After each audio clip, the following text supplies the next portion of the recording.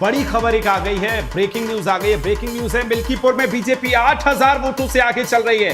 जो अभी तक आंकड़ा 4000 के आसपास चल रहा था, तकरीबन उसको डबल कर दिया गया है। चंद्रभान पासवान सपा से अजीत प्रसाद से आगे चल रहे हैं। 8000 करावल नगर से बीजेपी के कपिल मिश्रा आगे चल रहे हैं और ओखला से बीजेपी के मनोज चौधरी आगे चल रहे हैं।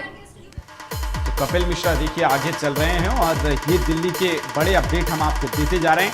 मैं अपनी टीम से कहूंगा अगर हम सेक्टर वाइज भी दे पाए, north east, north west, south Delhi, नई दिल्ली, सभी जहां 10-10 सीटें हैं उसके हिसाब से अगर हम दे पाए तो बहुत। मैं चाहूंगा जो तमिलनाडु की ईरोड ईस्ट सीट है वहां भी उपचुनाव है, वहां 67% सबसे ज्यादा मतदान जो है, मतदान प्रतिशत वहां का रहा है। अगर हमारी टीम अगर वहां के भी अपडेट दिखाएं तो दर्शकों को वहां के भी अपडेट बताएं कि वहां पर कौन सी पार्टी आगे चल रही है। फिलहाल मिल्कीपुर में बड़ी खबर, मिल्कीपुर से 8000 मतों से आगे चल रही है बीजेपी और यह जो अंतर है, ये अंतर, इस अंतर को पाटा नहीं जा सकता। यानी यहां पर बीजेपी की जो जीत है वो जीत तय है। बिल्कुल पहले ही राउंड से बढ़त बनाई है हमारे साथ को तो एक आधा सच्चा आधा झूठा जवाब दे दिया जाता है। अब दिल्ली की जनता उस आधे झूठ को सच साबित करने के लिए तारीखों पे तारीख लगी रहती है, सॉल्यूशन नहीं मिल पाता। अब मैं सर जमीनी स्तर पर ही ऐसी पुलिस दूंगा सर, आने वाली पीढ़ियों को एक बेहतरीन पुलिस सिस्टम दूंगा, इसका मैं प्रयास कर रहा हूँ सर।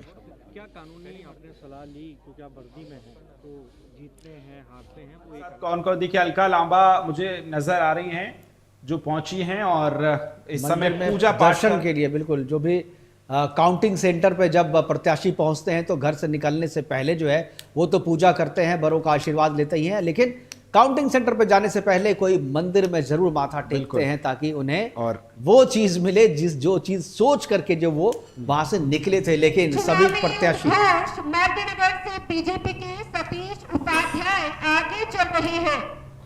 बिल्कुल, सतीश उपाध्याय आगे चल रहे हैं। इससे बड़ी खबर है कि वहां से सोमनाथ भारती पीछे चल रहे हैं, क्योंकि सोमनाथ भारती लगातार वहां से जीत रहे थे और ये उनकी सीट पक्की मानी जा रही थी। लेकिन बड़े चेहरे जो है इस बार वो सभी के सभी जो है वो पीछे चल रहे हैं। और जो स्ट्रेटेजी भी भारतीय जनता पार्टी ने बनाई थी कि लोकसभा में उनका जो मजबूत कैडर था उसकी बजाय विधानसभा की वो सीटें चिन्हित की गई थी मुकेश जी जहां वो सबसे कमजोर रहे हैं, उस पर बारीकी से काम किया।